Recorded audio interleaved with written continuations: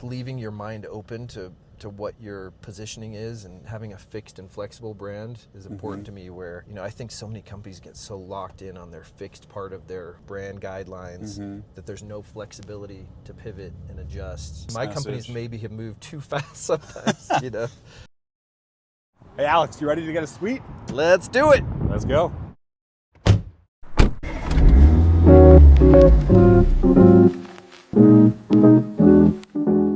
Hi, it's producer Nicole Denson.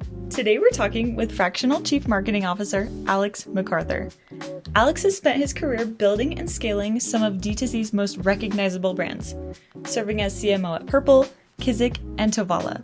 He's driven billions in direct-to-consumer sales, pushed products into thousands of retail doors, and has a real knack for assembling winning marketing teams. He also sits on the board at Pesty and previously Science.com. He's a proud BYU alum based in Lehi, Utah. Alex is married with 3 kids and a golden doodle. He loves to hike and play guitar, so we've got plenty to dive into today. Back to the show. Time to Fakasha. Fakasha. Thanks for doing this with us. Yeah. Dude, it's been around big leap since it started, I think. Because you knew Brian from predating Big Leap days, right? Yeah, I think. I don't know what stories he wants me or not to share. No, Brian is the best. Loved knowing him for years. I think he was working at Target at the time, and I was obsessed with digital marketing, and he joined me at a company, and we both started thinking more about digital marketing, and then we helped start another company. I know for anyone listening, Alex is referring to Brian Phelps, who's the founder of Big Leap. And Alex, I know Brian credits a lot of his kind of just beginnings and genesis in digital marketing to you. So hats off to you, sir. Well, he was always the one that was smart and did things. I just talked about ideas, and he accomplished them. So that's what makes Big Leap so good. Well, as we kick off on our journey today, I got some questions for you. And hey, and just for fun, you're welcome to ask me anything you want as well. But we'll start easy, and then we'll get more and more, a little more crazy as we go. Cool? Yep. All right. Question number 1: where'd you grow up? So, born in North Carolina.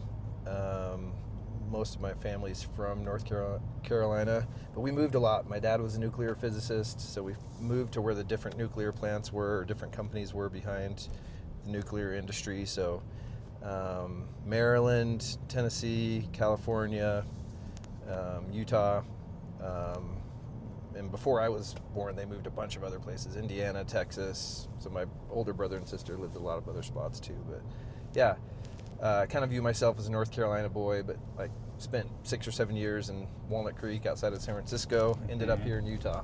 So I met you and Brian and so many other good marketers here. Do you have a favorite out of all those places? Sounds like North Carolina potentially. Yeah, I'd love to retire on the coast in North Carolina one day, but I'll always have a home here. But if I could split my time between the North Carolina coast and Utah, I'd be pretty happy. So as you world traveled, or at least United States traveled in your youth, you ended up in Utah for schooling, right? Yeah. Always wanted to go to BYU. Got in, had no idea what I wanted to do. Served an LDS mission in the Czech Republic, came back, and to be honest, I thought at the time you had to study. This was in the late 90s. That the only way to move forward was like tech. So I tried to do computer science. So either I wasn't smart enough, or it just wasn't for me, because I like people and I couldn't sit behind a screen for too much time. But yeah, I went to BYU. What about you? I don't even know where you went to school. So Connecticut, grew up, and then BYU as well. Yeah. And my dad was a pediatric dentist for 40-something years. And my vision was to take over the family practice, take over my dad's practice, and did all the science classes and pre-dental classes at BYU. And similar path to you, as I was a few years into that, went, you know what, this ain't the path for me. I like people too much. I like talking too much. And as I'm talking with people and my hands are in their mouths and can't really talk back to me. I don't know that's the perfect form of communication. Well, you can keep all the dialogue to yourself. I mean, like you can get more words in that way if you like to talk. And I could even make their voices for them and imagine what they're saying back to me. Oh, that's funny. So I like to ask this question to my kids. I'm curious what you'll say. Okay, we're driving to St. George. We're getting away from the Utah County cold for a little bit, and as we drive, we're going to stop in Fillmore, because everyone stops in Fillmore on the drive down to stop at that one Maverick, apparently, because it's always busy. You get to stop at the Maverick. You get to choose one drink and one snack. Oh, man. That's tough. Just so you know, we stop at Costa Vida every time on the way down. So you're across the street? Yeah, across the street. There you go. So if I go to a gas station, which I never, as a kid, I always got snacks. I almost never do now. But on the St. George trip, it's long enough. I normally get like a Life water type of thing, or vitamin water, like one of those types. I'm not a big soda drinker. Okay. And then I'll get the salt and pepper pistachios. And if I'm really cheating, I'll get some Twizzlers or something. I've always loved those. The pull-in peels, or we're talking straight up? Either way, it's all good. Okay. It's all good. It's all anything with some of that good red dye in it. Yeah. I like it. Yeah, red dye. What about you? What would you get? I'm a big fan of, currently, it'd be a bag of some form of beef jerky. Yeah. Because I can trick myself into saying it's protein. A little bit of protein with some brown sugar in it. A lot of brown sugar. Yeah. So you can tell ingredients are on my mind a lot lately. Well, tell me about that. I know right now you spent a career as different forms of marketing, different forms of being a CMO at a handful of different companies. And the current format of Alex McArthur is Fractional CMO Life. Tell me a little bit about some of the brands that you're working with. Yeah, so if you're watching this and you don't know me, which is very likely, former CMO of Purple, the mattress company, from concept to public, and then a shoe company that Nike invested in and licenses the tech from, called Kizik. A lot of people have seen the hands-free Skechers shoes. That's a pretty close copy to what we were doing. Are they licensing that technology? They are not. Just take it? They are not. Okay. But Nike has that technology that they've licensed from Kizik? Yeah. And they just announced a New Balance relationship as well. Oh, wow. So yeah, that's my background is, and then previously to that, SEO.com, I was an executive there, and a company called Orange Soda, which is where Brian and I spent a lot of years doing digital marketing together, your founder. So well, shout out to Kizik, as I'm rocking a pair right now. Yeah, you're always wearing them. You're joking with me. That's the only pair of shoes I own, and it's because every time they're white slip-ons, every time they get dirty, I end up buying a new pair. I need maybe some creativity, but I love them. And then I think also you got me my first Purple mattress when you were down with Purple. I think so. Yeah, so now I'm more in a fractional role, and back to the ingredients thing. There's a company doing really well here in Utah called Just Ingredients, which is one of my fractional projects. My wife's a mega fan. She's had a couple health issues, and when she eats really clean, she feels a lot better. And that company is one that she's loved, so she's pretty excited I'm helping them out. Hence the red 40 jokes and the brown sugar jokes. So. I'm not super familiar with, but please teach me a little bit, and to the audience listening, that company was started by Carolyn Call is the founder. She does a great job on social media of educating people on what's in their food, and especially labels. Labels on food are so deceptive. There's ways of making things sound healthy when they're not. Like, there's ways of labeling things like natural ingredients. That can mean a lot of things. Companies are unfortunately super deceptive about their ingredients, and one reason I've really enjoyed getting to know Carolyn is how passionate she is about making sure things come from a good source. So we've all seen the health movement that's been happening in the last decade, but I haven't seen many people not sacrifice for what they're trying to put into their food. Like, most companies realize, oh, that's super expensive, we can't do that, and then they cut corners. So you'll see all kinds of weird gums and xanthan gums and all kinds of things, and even things that are labeled as healthy. And yeah. If you haven't tried, I guess shout out to Just Ingredients. I love their protein shakes. So good. Every Mint morning. chocolate. That's I rotate between mint chocolate and the creamy peanut butter. So good. The mint chocolate is my go-to every morning. And my wife laughs at me because at home I've got my little cabinet. It's just my dedicated protein cabinet. And it's about 3 or 4 different kinds of protein at any given time. So I can rotate and have a different one every morning. And then collagen. And then all the other random creatine and mix-ins that I do to keep this body functioning at a adequate level of pickleball success. There you go. Good stuff. What has surprised you most about your time with Just Ingredients? How fast they move. They're working hard. Like and it's not like money driven. It's totally like they want to help people, and we hear those kind of stories, and you don't always believe them. But like in this situation, like watching what drives them and like understanding the the needs that a lot of their customers have, and it's been cool to watch. So love it. I've got a few friends over there, Sierra, and Tyler, and former Big Leap people. Yeah, former Big Leapers, and I know how much they care about what they do and how much they believe in that company. So shout out to both of you as well. Yeah. That food trend, let's keep it going for a second. You're also currently working with another group in the food space. Yeah. Teach me about that. Yeah, people are jumping on the meal delivery category. More and more people are finding themselves super busy, and a lot of people have heard of HelloFresh or Factor, or back in the day Blue Apron. My favorite one that I found is called Tovala. They have this smart oven that helps you balance the kind of extremes of the meal delivery space, where there's really easy, low quality microwave meals, and I would label that as Factor. And then on the other side you have meal kits like a Blue Apron or a HelloFresh, where it takes a little more time. I've done those, and they're fun when you have 45 minutes to actually put the meal together if you want that time. But if you don't want to take 45 minutes to actually put the meal together, is Tovala kind of that? And then you have to wait for it to be cooked too, and there's prep and mess. Yeah. Tovala is literally 1 minute of preparation. You already have this smart oven set up that can replace your toaster. It's not replacing a big oven in your kitchen. Right.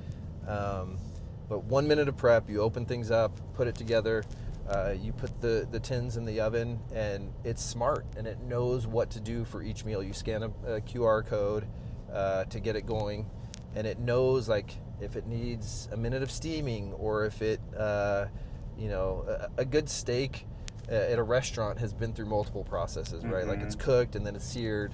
When people cook things in the oven at home, it goes through one step. So like this food tastes great. Like you can get filet mignon, you can get high-end meals, you can get classics that you're used to, like comfort foods that we all know and love. And so the only bad thing about it is my son Gavin, that works with you guys, steals every meal now. So all of a sudden, I was enjoying it for this last year. He's been home for a couple months, and now I get maybe one a week. I used to get one every day for lunch. I saw, it was a few months ago, it might have been even back to holiday times, like Christmassy time, where I swear they had some kind of special going where as you signed up, I think they even included the oven. I don't know if they call it the oven for free. I don't know if that's a normal thing that they do or if you purchase that, but I thought that was interesting. Yeah, a few times a year. I mean, in the end, it's a food company, right? And people get stuck on the fact that there's something different than the other ones where you just buy it and you get, plastic containers, and all that stuff. But we have this oven that is all the difference in the world. Like it makes the food like a great meal instead of a microwaved, low quality experience without the time that it takes to prepare a good quality meal. Have you, at different times in your career, and I'm asking you to be vulnerable here, and you don't have to name names, but have you worked for groups at some point where you realized, I don't actually believe in this, I'm out of here? Yeah, I mean, none of the ones that I've mentioned, of course, right? I mean, there's been a company or two where, trying to provide for my family, haven't found a job that's like the perfect thing, or I haven't helped start something, and I get recruited by a recruiter and pulled in. So there's been one or two times where I've spent a little time there and I thought, this product could be interesting, and then you get in and you realize there's not the same passion. You know, all the ones I mentioned, from Purple to Kizik to Just Ingredients, Tovala, like those people are trying to like solve a real problem. It's not just trying to make a buck. And that's of why course that's a benefit. You know, if you make a good product, your business will grow. Yeah. But I have been a part of a few that, And that's, I could tell just the way you were talking about Tovala, the way you talk about Just Ingredients, the way I know over the years we talked about Purple and Kizik, and you obviously believe in what they're doing. It's not just a get-rich scheme. Oh yeah, I mean, the funnest part of Kizik, for example, was like, it felt like every week we would learn a new use case. Like when we started it, Mike Pratt was the inventor, so when he came up with the concept, he had some ideas of how people could use shoes that you don't need to bend over and tie, that feel snug and fit like a sneaker. But we weren't thinking of a large base of autistic customers that couldn't tie their shoes, and parents loving Kiziks for their kids. And we thought about seniors needing it, but the majority of customers are younger, middle-aged people that are just that like their classic Nikes and all these things. They want good-looking shoes that are easy to put on. But like finding those use cases was just so fun. I mean, nurses during the COVID stretch, they didn't want to touch their shoes at the beginning of kind of the fear of COVID, right? When it was especially intense. And that was a campaign that actually got us a lot of attention. Interesting. And kind of really kicked off the company in a weird way 2 years into the business. And it was not an insight that anyone had going into it. No, right? we it was found a it. learning that happened. We walked into it, right? Like, yeah, you can measure 5 times and cut once, and then still realize that there's things to still find out, right, as you get in. That's where like leaving your mind open to what your positioning is, and having a fixed and flexible brand is important to me, where I think so many companies get so locked in on their fixed part of their brand guidelines that there's no flexibility to pivot and adjust. And well, let's take this my message. Companies maybe have moved too fast sometimes. We'll take that messaging. And so for Alex, you're well known here in Utah for sure, for kind of the marketing work that you've done, the companies you've been a part of. I've been at conferences with you. You walk around and you can't go more than 5 steps without someone coming over to say hi, right? So you're not a narcissistic dude who likes to talk about yourself a lot, but you're well known in Utah specifically for marketing. If there are any young marketers listening to this, people that are kind of getting into the space or are still kind of have their ears wet and they're just learning, you just mentioned something I think is a good learning for any marketer to learn is don't be so rigid. Be open to learning. Be open to having your customers give you feedback that allows you to pivot a product or pivot an offering. What's another thought that you've had that you'd be willing to share that maybe would be something interesting or insightful for a young marketer to print off and put next to their computer and have as a thought over the next week or two? Yeah, I mean, continuing along with that kind of line of thinking that we were just talking about with fixed and flexible, like, number one, you make a product for a customer, right? We all know that, and you got to put your customer first. But I think people get so afraid of their customer. It's so common to see this in like all my consulting over the years or getting to know other brands. Either the ownership or the marketing team is so afraid of their customer that they never experiment. And I think your customer, I think there's so many historical cases that prove this, but people are a lot more forgiving than you think. I know in this world you hear a little bit of cancel culture or different things, but like it's shocking how forgiving customers are, and you don't have to go that bold to even worry about being canceled, but having a point of view is just so important, and sometimes you have to experiment to find that point of view. Oh, pulling up on Fakash, right here on the right. So put what you just said, do me a favor, put that into maybe a one-sentence learning. Yeah. What's the one sentence maybe takeaway on that? I think most brands have a document. One sentence takeaway is a little bit harder. I'll give you 2 sentences. Yeah. Brands have a document that says this is who we are, but they often can't describe it in a really simple way. So experimenting until you find your point of view is really important. So your story, beyond just the tagline, like what's the story that people can feel, I think is really important to find. So yeah, the point of view would be the maybe the one-liner that I'd say you have to shoot for. I like it. Let's go grab some food. Let's do it. Where are we going today? We are going to a little bakery called Fractional. It's got like sweet and savory kind of little snack portion breads with different toppings on top. It's really good. What should I get there? Again, it will depend if you want sweet or savory. I would do like the orange-glazed focaccia bread. Okay. It's so good. How'd you first hear about this place? So Lehigh is a weird place where I live, right? Like it's at this convergence of tech and an old farming community. Mm-hmm. And there's this little section of Main Street where there's little new restaurants popping up and little new stores and shops. And Focaccia just popped up a couple months ago, and I went in like the first day, and I loved it. Met the founder, super nice, and just a cool place, good vibes. I'm excited to give it a try. Okay, let's go. Let's do it. This little chiropractor spot right here. Have you ever been to this chiropractor? Yeah, I have. How do you feel about making this the most random, sweet takes ever? And get my backpack real quick. You can do it. Okay. I'll hold all your stuff. Hopefully that who's ever editing this gets to hear They just add some sound effects. Add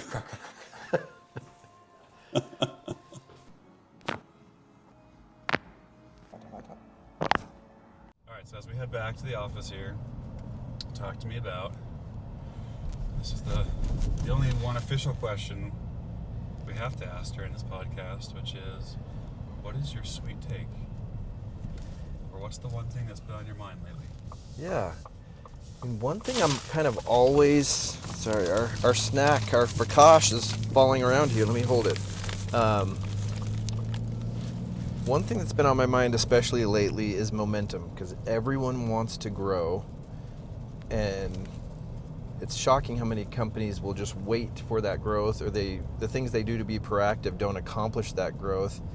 And something I've noticed is to gain momentum, this is going to sound, for some reason, maybe more complicated than I mean it to, but like you have to live in the tension of whatever the topic of your business is. So everybody likes to think of Apple, right? And at the time when they came out making computers, it was kind of a technical only thing, or maybe perceived as a nerdy thing, or only developers could use computers, and they came out and were trying to be different, and they approached teachers, and eventually they got into music, and it was more the creative side. And now, decades later, even though they position themselves as the creators side of computers, you still have a huge portion of developers that build on Apple now, right? Mm-hmm. So even the market they didn't approach, they became cool somewhere, and they still captured other things. So like another area of tension might be, let me think of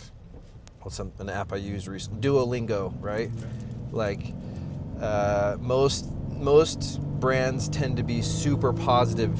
Like, how we all joke now about how ChatGPT is so, any idea you send it, it's like, you're a genius. Great idea. You're amazing. And it's gotten obnoxious pretty fast, right? Like, yeah. But like Duolingo actually does a little bit of subtle guilt tripping to you, which isn't a common thing that you see in business, right? Like, obviously there's nagging to buy, but they try to be humorous about reminding you of your goal to learn a language. And so that's an area of tension, right? Is like, what's too much, what's too far, what's perceived as kind versus perceived as uncomfortable. And you have to find like your own sweet spot, because if you just do what other brands do, you're never going to gain the momentum and growth that you want. So living in that tension is really important, to find what's unique about your positioning. Like Purple, we could have been just like every other mattress company, right? But we chose to do something that no mattress company had done, and use humor to break through the noise of the hundreds of mattress options. And that was a form of tension. And like, we got a lot of pressure, like, oh, you guys had a couple funny ads, now get serious. Okay. And we chose not to for 4 years, and we grew like crazy during those 4 years. And then once it went public and got big, the new teams running the company pulled back on where Purple had found its own place of tension, that it was accepted, right? So when you use the word tension, it's the push and pull of like where you're going to be, where you feel comfortable as a brand and what people are telling you, what permission your customer is giving you. So it's is it your unique point of view? Yeah, you used the word point of view a few times too. Yeah, it is the point of view that you choose to live in that's maybe different from others in the space. Okay. So yeah, the purple example, like, after those few humor ads, we had, some board members or other people say, hey, you can't keep doing that. Like, we're a sleep company. Like, our customer has given us permission. Mm-hmm. We're the only mattress company that has billions of views, right? And people are waiting for our next spot. And so it's important to look for what that next moment of permission is with your brand and where you can go. Because that white space that you create that's different from others is what makes you a brand, rather than you're just another, Well, you're just competing in the market. You're just competing over price, or you're competing over color or function or feature, but there's nothing that really separates you from somebody else, right? So my point around momentum is everybody wants a new level of momentum, but they're not willing to get uncomfortable with exploring their unique point of view or where they're willing to live in the tension of whatever brand category they're in, Interesting. Like, people are so wanting to not have to think about something slightly uncomfortable or slightly different from how they've done things. That's something I love to think about. Well, you've met with so many executives over the last, let's call it 10 years. In general, the executives that you meet with, whether it's CEO, CMO, CFO, any of it, are they open to this conversation? Or they want the result without the process to get there? Yeah, I think that's where I'm like, okay, this isn't a good fit. They don't really want to grow. They just want money, right? But the ones that, again, the Tony and Terry Pierce, the inventors of the gel that became purple, they were so willing to experiment, right? And that gave us permission to try things and reach new heights. Mike Pratt, the inventor and patenter of Kizik, same thing. Like, he was open-minded. I think too many executives try to define everything so much that it gets defined to death, and then there is no point of view. It's 3 checklists that whenever you do something, check these 3 things, and here's our new piece of content. And pushing the boundaries a little bit gives you so much more upside.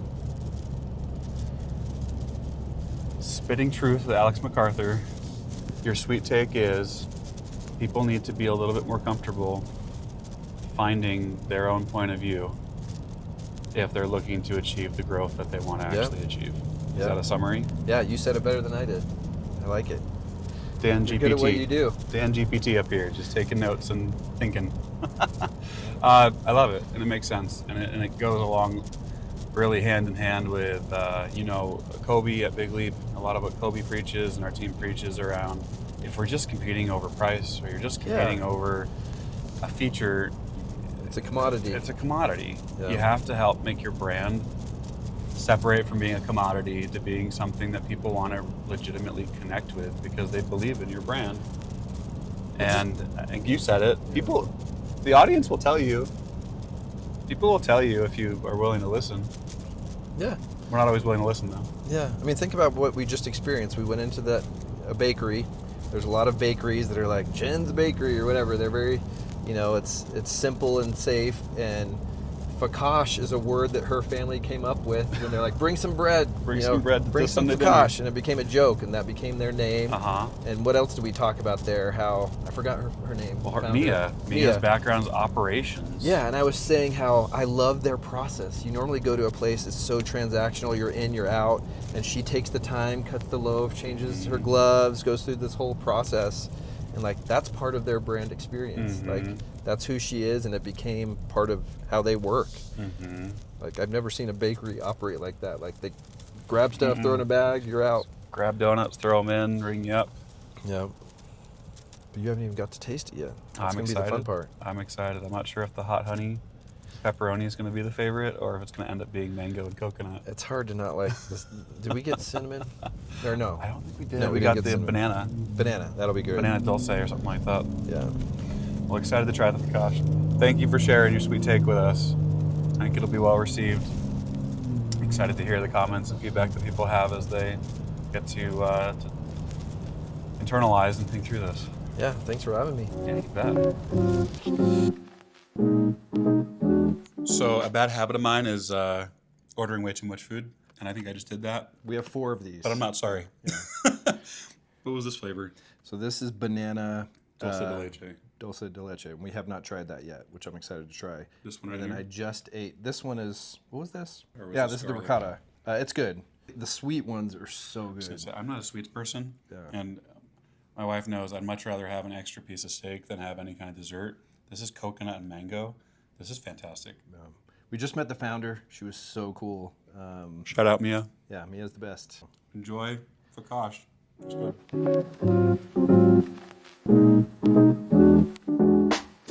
Thanks for coming along for the ride. If you enjoy Sweet Takes, be sure to subscribe and leave us a review. Join us next time. There's more sweetness ahead.